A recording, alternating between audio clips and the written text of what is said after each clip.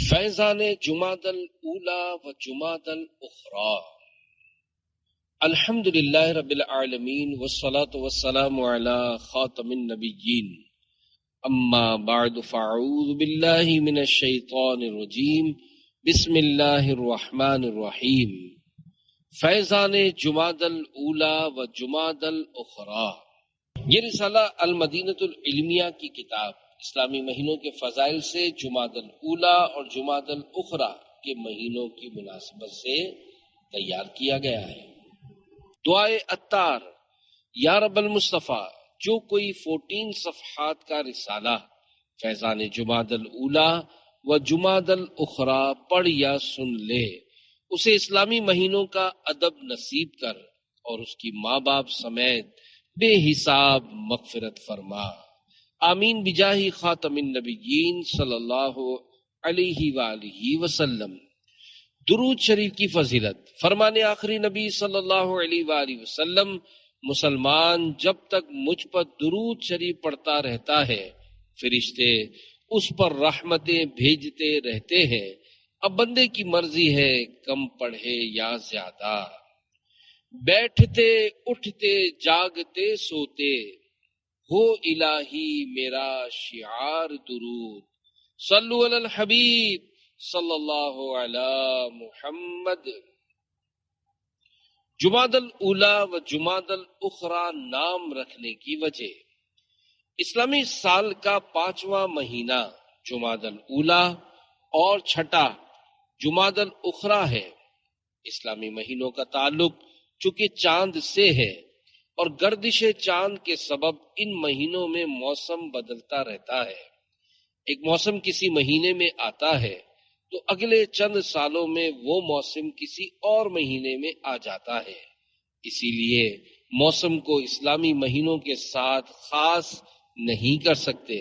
لیکن جب ان مہینوں کے نام رکھے گئے، اس وقت اس 5ویں اور چھٹے مہینے میں اتنی سردی پڑتی تھی کہ پانی جم جایا کرتا تھا، اور جمادی کا معنی ہے جم جانا۔ اسی مناسبت سے 5ویں مہینے کو جمادی الاولی اور چھٹے مہینے کو جمادی الاخری کہا جانے لگا۔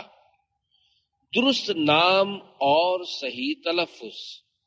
مشہور نحوی امام فرح کہتے ہیں، کل الشہور مذکرۃ الا جمادیین، یعنی تمام مہینوں کے نام مذکر ہیں سوائے 2 جمادی مہینوں، یعنی جمادی الاولی اور جمادی الاخری یا آخرہ کے، ان دونوں کے نام مؤنث ہے۔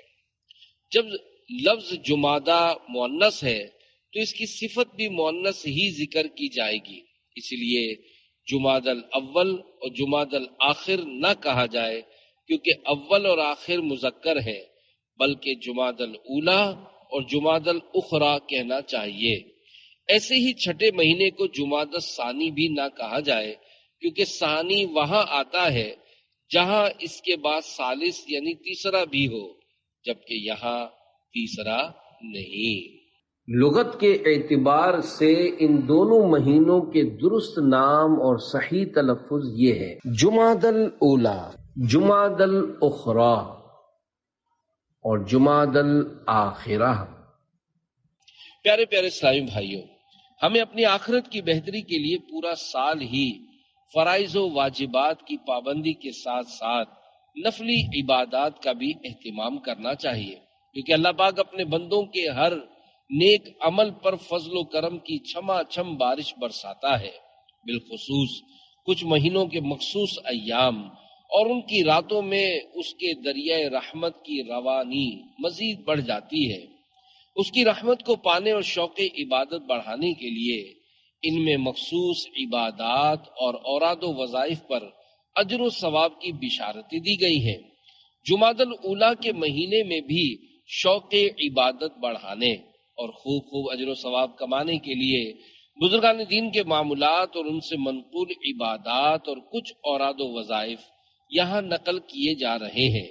اللہ کریم سے دعا ہے کہ ہمیں اس ماہ مکرم میں اپنی رضا و خوشنودی کے لیے خوب عبادات کرنے کی توفیق عطا فرمائے۔ پہلی رات کے نوافل جواہر خمسہ میں ہے کہ جمادی الاولیٰ کی پہلی تاریخ کو صحابہ کرام رضی اللہ عنہم 20 رکعت نماز پڑھا کرتے تھے اور ہر رکعت میں سورہ فاتحہ کے بعد ایک بار سورہ اخلاص قل هو اللہ احد پڑھتے، نماز سے فارغ ہونے کے بعد 100 مرتبہ درود شریف پڑھتے تھے۔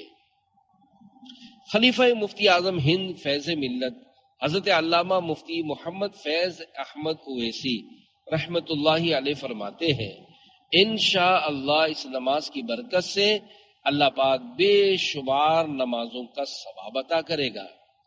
جواہر خمسہ میں ہے پہلی رات 2 رکعت اس طرح ادا کرے کہ پہلی رکعت میں سورہ فاتحہ کے بعد سورہ جمعہ اور دوسری میں سورہ مزمل پڑھے۔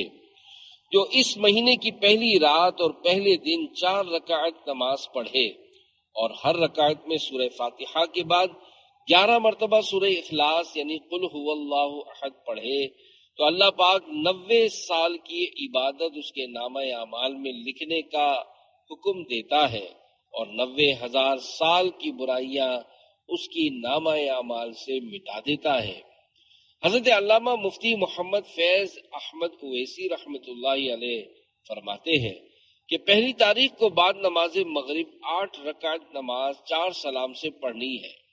پہلی اور دوسری رکعت میں سورہ فاتحہ کے بعد سورہ اخلاص قل هو اللہ احد 11 مرتبہ پڑھے۔ یہ نماز بہت افضل ہے اور اس کے پڑھنے سے انشاءاللہ بے شمار عبادات کا ثواب پاک پروردگار کی طرف سے عطا کیا جائے گا۔ تیسری رات کے نوافل جواہر خمسہ میں ہے تیسری رات کو 20 رکعت 10 سلام سے پڑھے اور ہر رکعت میں سورہ فاتحہ کے بعد 10 بار سورہ قدر پڑھے۔ نماز کے بعد صبح تک یہ تسبیح پڑھتا رہے، یا عظیم تعظمت بعظمتک والعظمت فی عظمتک یا عظیم۔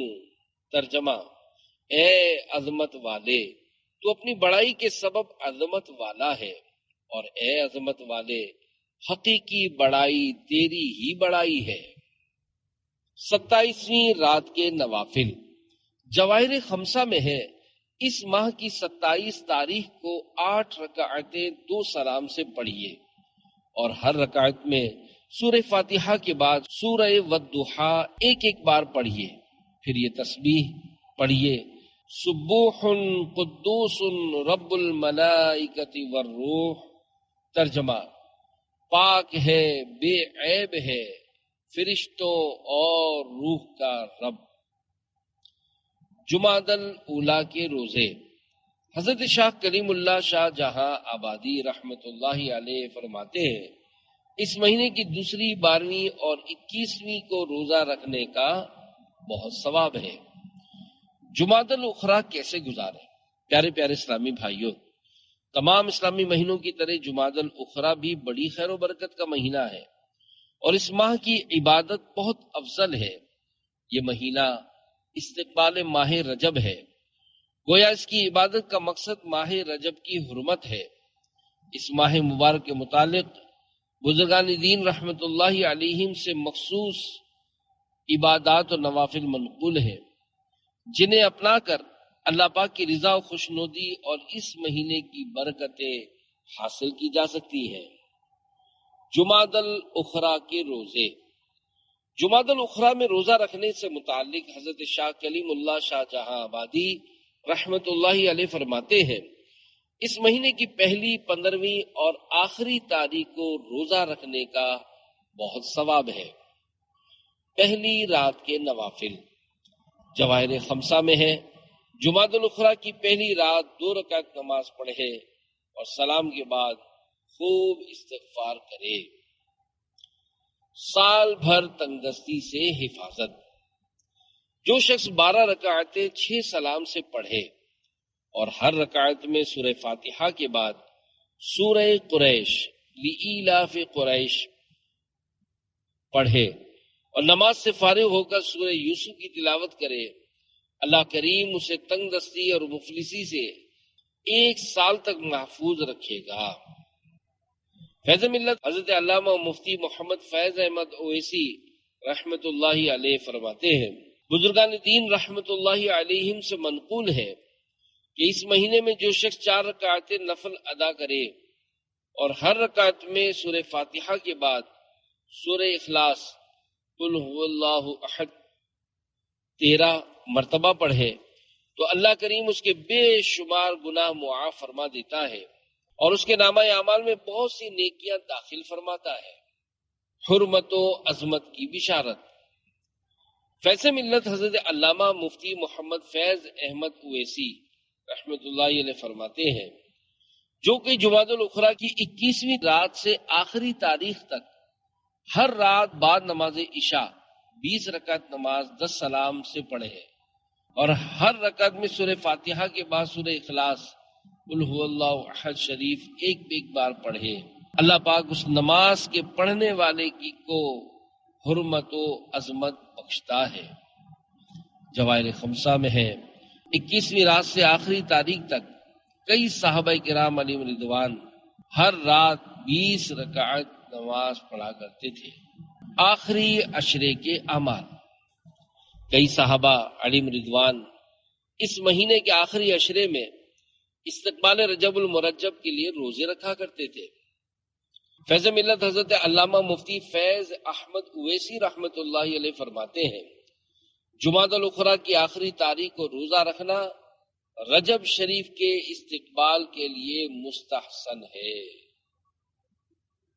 حضرت علامہ عبد الرحمن ابن جوزی رحمت اللہ علیہ وفات 597 ہجری فرماتے ہیں، انسان کو چاہیے کہ رجب شریف کی آمد سے پہلے استقبال رجب کے لیے خود کو گناہوں سے پاک صاف کرے، اپنی ہر خطا اپنے ہر گناہ پر نادم و شرمندہ ہو کر اللہ پاک کی بارگاہ میں توبہ کرے اور توبہ کے ذریعے اپنے دل کو گناہوں کی گندگی سے پاک کر لے۔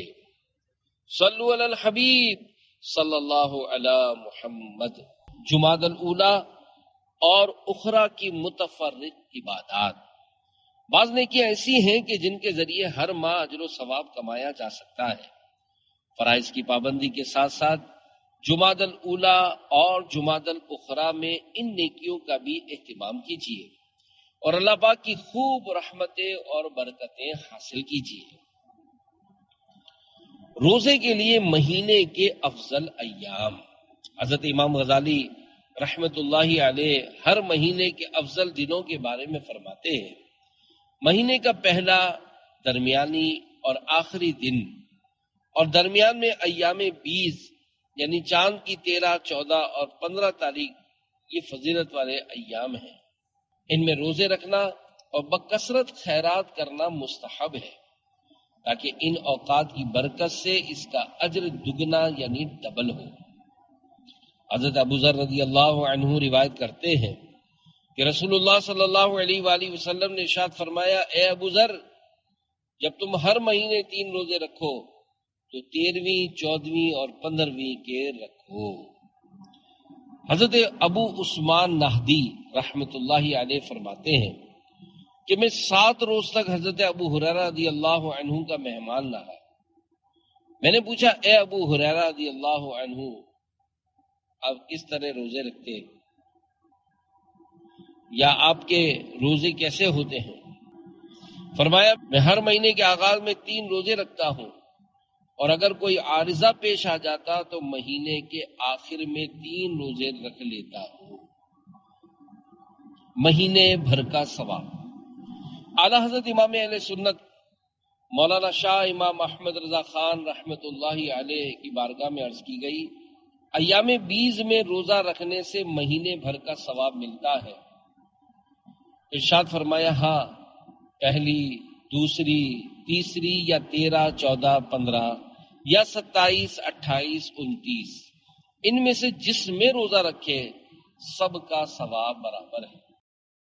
ایک روایت میں ہے کہ سرور کونین صلی اللہ علیہ وآلہ وسلم ہمیں ایام 20 کے 3 روزے رکھنے کا حکم دیا کرتے اور فرمایا کرتے، یہ 1 مہینے کے روزوں کے برابر ہیں۔ پیارے پیارے اسلامی بھائیوں، ہمارے پیارے نبی صلی اللہ علیہ وآلہ وسلم نے ہر مہینے کے ایام بیز میں روزے رکھنے کی ترغیب ارشاد فرمائی ہے، اور بزرگان دین نے ہر مہینے روزوں کے لیے افضل ایام بیان فرمائے ہیں۔ اس لیے ہمیں چاہیے کہ ان مہینوں میں بھی روزے رکھیں تاکہ خوب رحمتیں اور برکتیں حاصل ہوں۔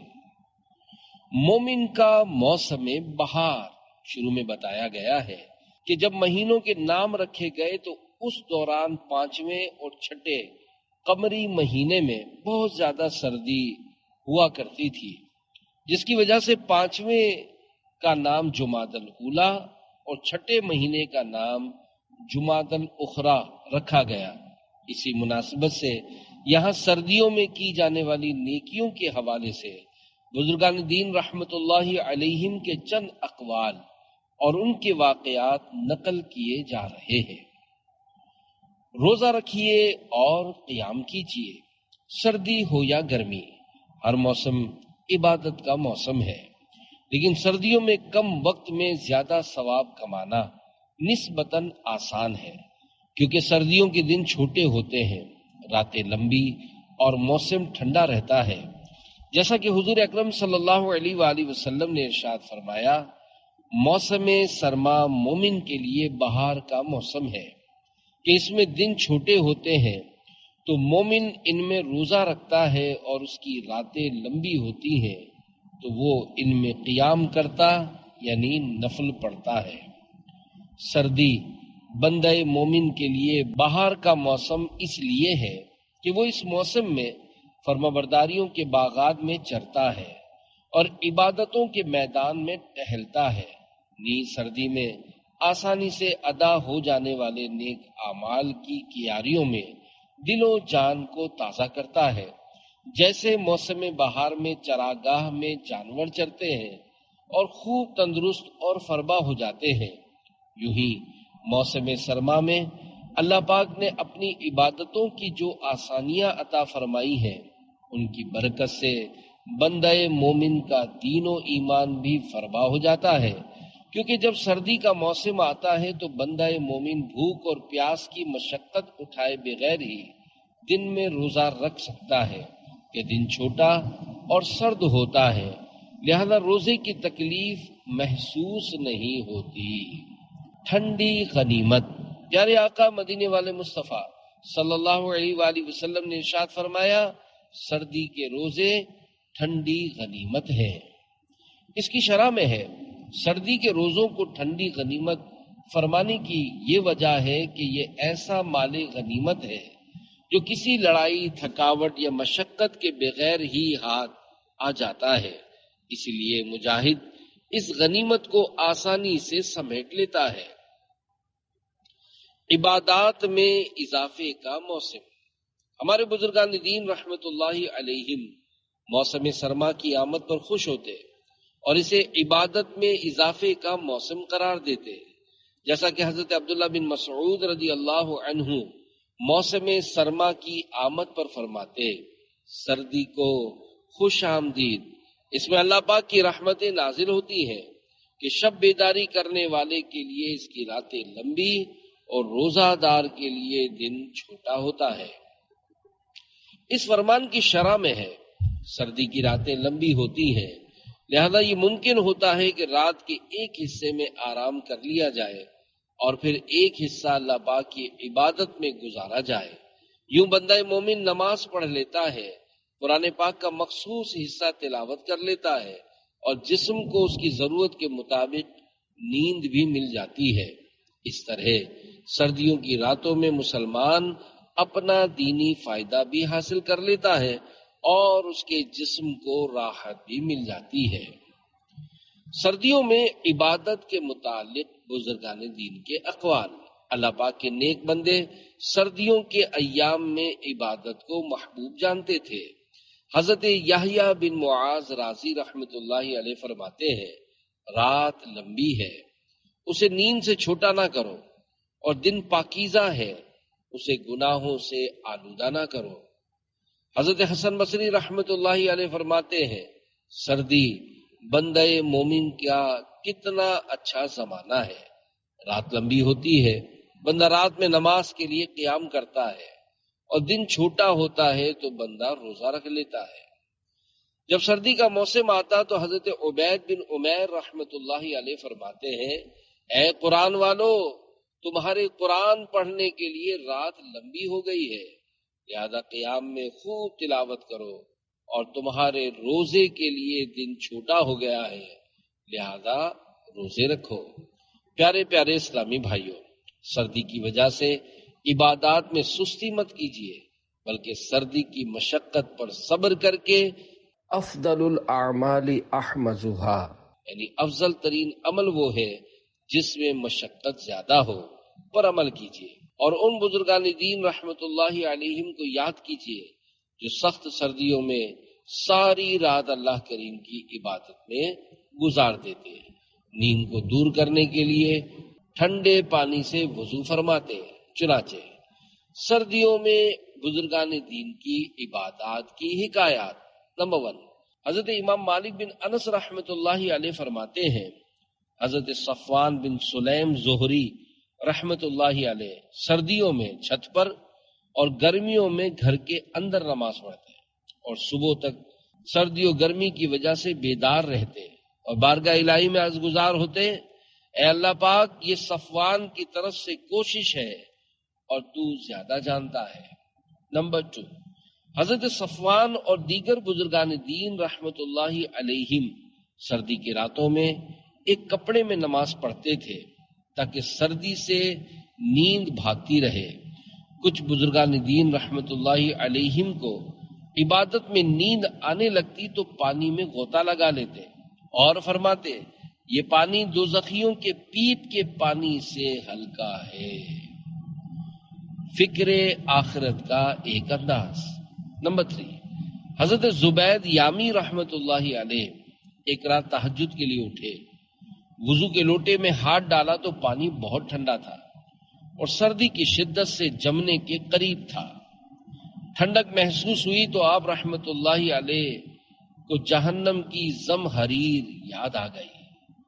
زمہریر شدید قسم کی ٹھنڈک ہے جو کفار کو عذاب دینے کے لیے تیار کی گئی ہے۔ یہ اپنی ٹھنڈک سے یوں جلاتی ہے جیسے آگ اپنی گرمی سے جلاتی ہے۔ ساری رات یوں ہی گزر گئی اور صبح تک آپ نے لوٹے سے ہاتھ نہ نکالا۔ صبح آپ کی کنیز آئی تو آپ اسی کیفیت میں تھے۔ کنیز بولی، جناب والا، آپ کو کیا ہو گیا ہے؟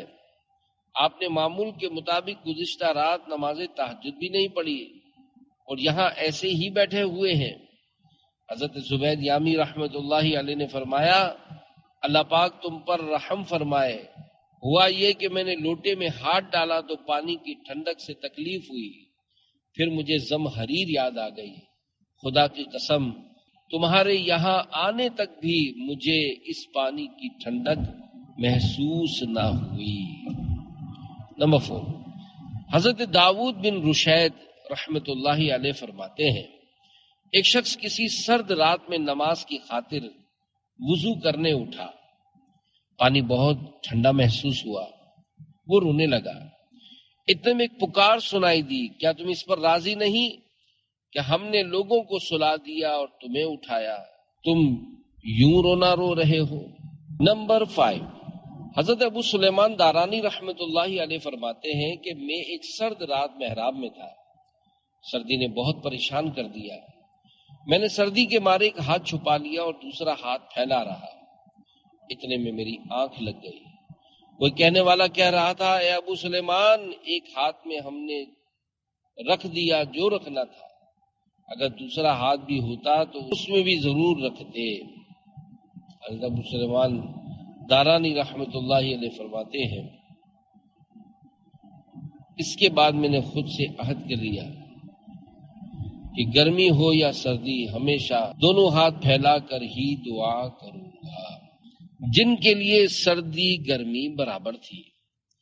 بعض بزرگان دین رحمت اللہ علیہم کے لیے سردی اور گرمی برابر ہوتی تھی، جیسا کہ محبوب پروردگار صلی اللہ علیہ وآلہ وسلم نے حضرت مولا علی شیر خدا رضی اللہ عنہ کے لیے دعا کی کہ اللہ پاک ان سے گرمی اور سردی دور فرما دے، چنانچہ حضرت مولا کائنات علی المرتضیٰ رضی اللہ عنہ سردی میں موسم گرما کے یعنی باریک کپڑے زیبتن فرماتے ہیں، اور گرمی میں سرما کے یعنی موٹے کپڑے کو نوازتے ہیں۔ ایک تابعی بزرگ رحمت اللہ علیہ کو سردی میں پانی سے طہارت حاصل کرنے میں بہت تکلیف ہوتی تھی۔ انہوں نے بارگاہ الہی میں دعا کی، چنانچہ ان کی دعا مقبول ہوئی، اور سردی کے موسم میں ان کے پاس پانی آتا تو گرم ہونے کے سبب اس میں بھاپ ہوتی۔ حضرت ابو سلیمان رحمت اللہ علیہ نے سفر حج کے دوران ایک بزرگ رحمت اللہ علیہ کو دیکھا کہ سخت سردی میں بوسیدہ کپڑے پہنے ہوئے ہیں اور پسینے میں شرابور ہیں۔ حضرت ابو سلیمان رحمت اللہ علیہ کو حیرت ہوئی، آپ نے بزرگ سے حال پوچھا، انہوں نے فرمایا گرمی اور سردی تو اللہ پاک کی دو مخلوقات ہیں، اللہ پاک حکم فرمائے کہ سردی گرمی مجھ پر چھا جائیں تو مجھے سردی اور گرمی لگ کے رہیں، اور اگر وہ رب کریم حکم فرمائے تو سردی و گرمی میرے قریب بھی نہ آئے۔ ان بزرگ رحمت اللہ علیہ نے مزید فرمایا، میں 30 سال سے اس جنگل میں ہوں، اللہ پاک مجھے سردی میں اپنی محبت کی گرمائش عطا فرماتا ہے اور گرمی میں اپنی محبت کی ٹھنڈک بخشتا ہے۔ پیارے پیارے اسلامی بھائیوں، سردی کے موسم میں بہت سے لوگ اپنی غربت کی وجہ سے گھر والوں اور بال بچوں کے لیے سردی سے بچاؤ کے گرم لباس وغیرہ خریدنے کی طاقت نہیں رکھتے۔ ایسے میں اگر ہم ان کی مدد کر دیں تو اس میں ہمارے لیے اجر و ثواب ہے۔ لطائف المعارف میں ہے کہ سردی کے موسم میں غریبوں پر سردی دور کرنے والی چیزیں ایثار کرنا بہت فضیلت والا عمل ہے۔ ایک قمیص کے بدلے جنت میں داخلہ۔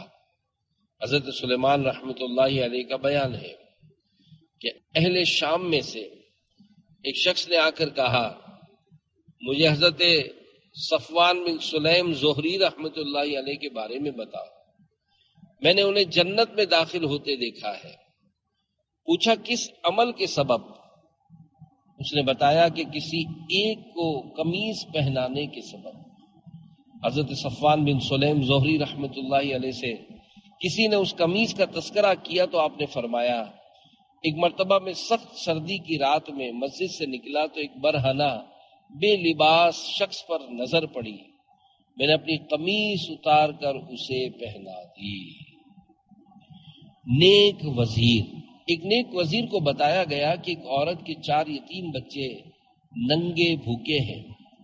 وزیر نے ایک آدمی کو حکم دیا کہ فوراً جاؤ اور ان کی ضرورت کے کپڑے اور کھانا وغیرہ انہیں پہنچاؤ۔ پھر وزیر نے اپنا گرم لباس اتار دیا اور قسم کھائی کہ بخدا میں جب تک لباس نہ پہنوں گا اور نہ ہی کوئی گرمائش لوں گا جب تک یہ آدمی مجھے واپس آ کر بتا نہ دے کہ ان یتیموں کو لباس پہنا دیے ہیں اور ان کا پیٹ بھر دیا ہے۔ چنانچہ وہ آدمی چلا گیا اور جب واپس آ کر بتایا کہ یتیموں نے کپڑے پہن لیے ہیں اور کھانے سے سیر ہو گئے ہیں، تب نیک وزیر نے اپنا گرم لباس دوبارہ پہن لیا۔ نیک وزیر اس وقت سردی سے کانپ رہا تھا۔ اللہ پاک ہمیں بھی غریبوں یتیموں کی ضروریات کا خیال رکھنے اور ان کے ساتھ حسن سلوک کرنے کی توفیق عطا فرمائے، اور جمادی الاولیٰ جمادی الاخری میں موسم جیسا بھی ہو خوب عبادتیں کرنے کی توفیق عطا فرمائے، آمین۔ بجاہ خاتم النبیین صلی اللہ علیہ وآلہ وسلم علیہ وآلہ وسلم علیہ وآلہ وسلم علیہ وآلہ وسلم علیہ وآلہ وسلم علیہ وآلہ وسلم علیہ وآلہ